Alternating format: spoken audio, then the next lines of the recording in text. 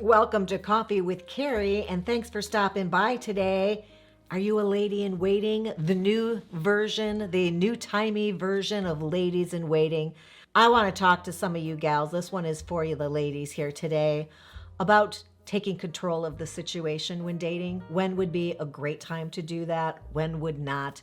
And I have some thoughts on that because you have options, right? You have the opportunity to hang back, play hard to get, see what happens, put all the control on that side of the court, or you have the option of taking control of the game. There's sometimes where it looks like you're relinquishing power. I don't think of relationships as a game or dating as a power play, but there are some elements to that or situations where we can use that as an analogy. So don't get up in my face don't get up in my grill about it. Anyway, let's talk about when you might be waiting, but when you should perhaps be more bold to make things work out to your advantage. That's what's on the agenda. I hope you'll stick around. There's something that happens that I call the 3-month thing, where guys often, when I'm setting up clients at around 3 months in, will be dating this woman and say, how did I get here? They'll be confused as to how they're suddenly in a relationship, despite the fact that I've been dating this woman for 3 months. And I tell gals to be prepared for that, right? To have your answers ready and to point out the fact that, hey, fella, you're the one who was taking the lead here and making all of this happen. I said I wanted to take it slow. You kept introducing me to people, inviting me to stay over, having me leave my toothbrush. So I think we all know that sometimes somebody is leading the way and somebody is following in the situation. If somebody's dragging you along and you're enjoying their company, you're going to do that.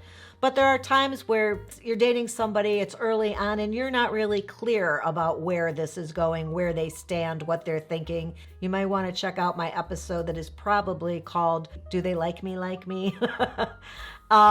But I'll often have a conversation with a client who's in a new relationship, and she's like, can't really tell if he's into me or not.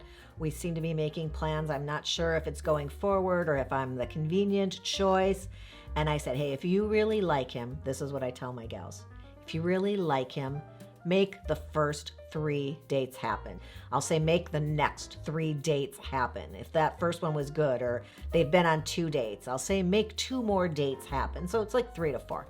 Just say, hey, I wanted to check out this band. They're in town next week, or there's an exhibit at this museum I wanted to see. You can ask him out. You can make the call or the text. You can create the date to present to this person, but make 3 to 4 dates happen if you're really into this person. And then back off.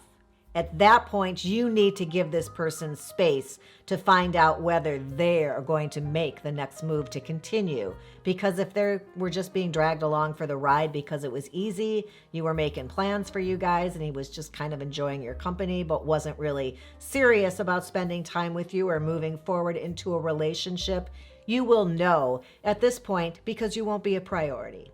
So you'll be able to see, and you have to test it, right? You can't just keep making plans forever and be dragging a partner along behind you.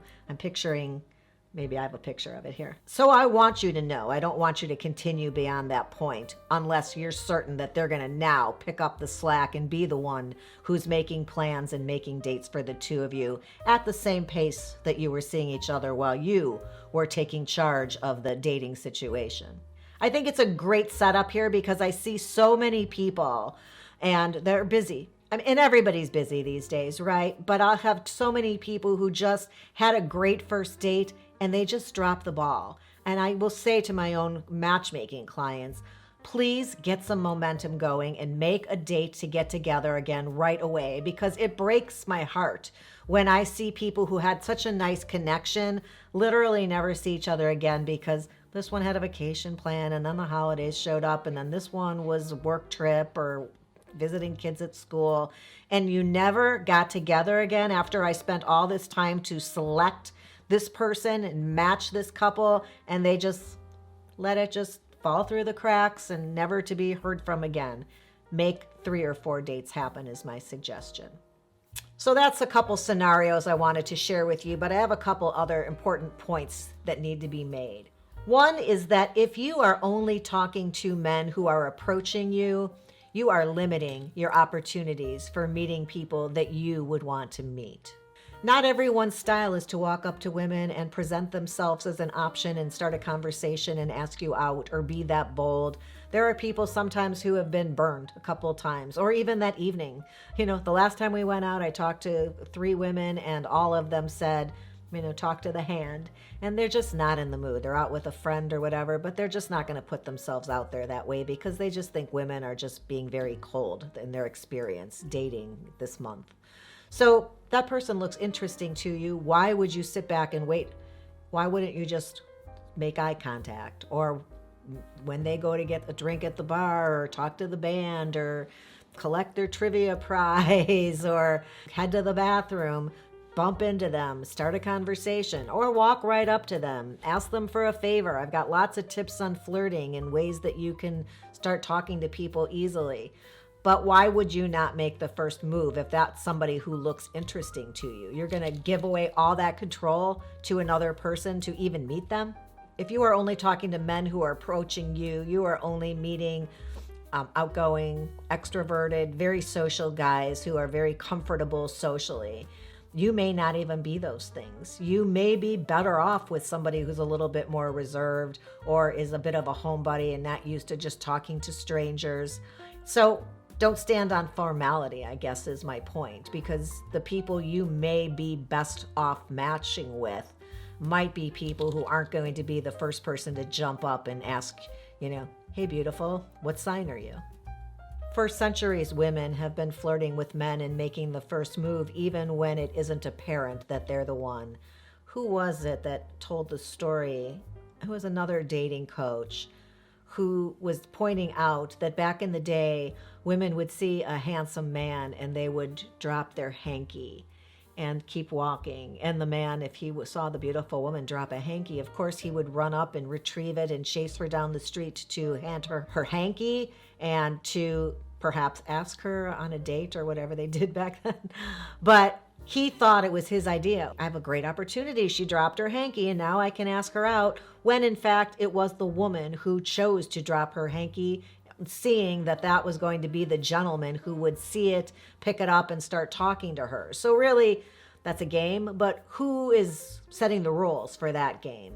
You don't have to be the woman sitting around waiting for somebody to talk to you. You're a woman of the 2020s here now, and we are allowed to start conversations and approach people, and most importantly, take control of our own opportunities like women did 100 years ago. So most especially, if you are a very bold woman, then this is going to be easier for you to do. If you are outgoing and social and can talk to people, then don't stand on formality and just talk to guys that look interesting to you. You don't have to ask them out or ask them to dance. You can just say, oh, it's really busy in here. Do they always keep the air conditioning this high? Whatever. It's horrible to be inside on such a beautiful night. Whatever you can think of in the moment, as I just did, to say to somebody. Or you can use my trick to have them hold your jacket, that one. But if you are not a woman who is typically that outgoing and feels that they can be that forward with a fella, then you might have to be the one to recognize that this guy feels just like you do.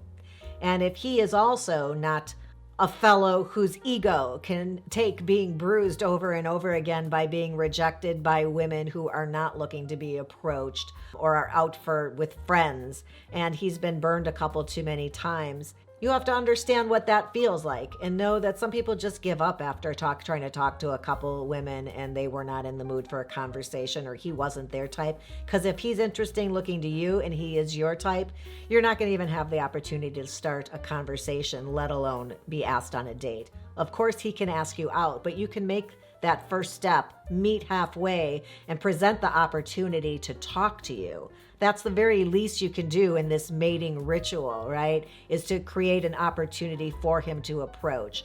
So you could be a lady in waiting, and you could be waiting at home, waiting for somebody to knock on your door and drive up your driveway with their white stallion and ask you to hop on, ring your doorbell, or have your garage door go up, and what the hell are you doing here with a horse, buddy? Or you can be the one who makes your own opportunities. And if we're here in 2020, we should take advantage of the fact we can do that, because they were doing it long before we got here. You get to choose. Isn't that a wonderful thing? It's your choice how you want to let this play out for you. But I would suggest you not give away all your power. All right, that was it for me today. I hope you found something in there that was useful to you. If you did, you can give the episode a thumbs up. That's my mom, and she is very big into the thumbs up thing. Me, I'm into the please subscribe to my channel thing, and I hope you will do that. It helps me out a lot. The ring bell, that's to let you know every time a new episode goes live. Not a bad choice on your part at all. I'll look forward to seeing you again soon, and until that next time, have a good one.